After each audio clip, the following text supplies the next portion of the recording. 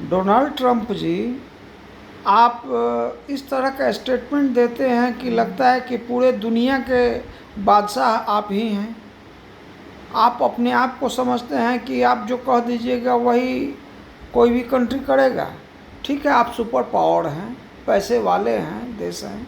इसका मतलब ये नहीं है कि किसी के देश के आंतरिक मामले में आप एकदम डायरेक्टली इंटरफेयर करें।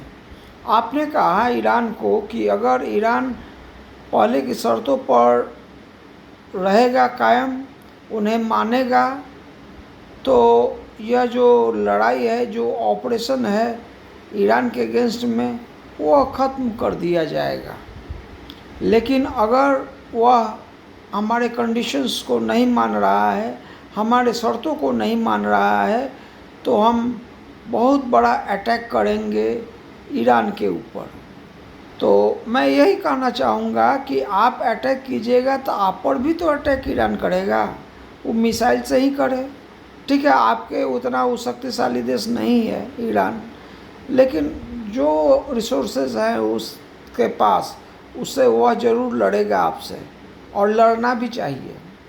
क्योंकि प्रत्येक व्यक्ति का जो आइडेंटिटी होता है वही सबसे महत्वपूर्ण होता है। ईरान की आइडेंटिटी ही उसकी पहचान है पूरे विश्व में।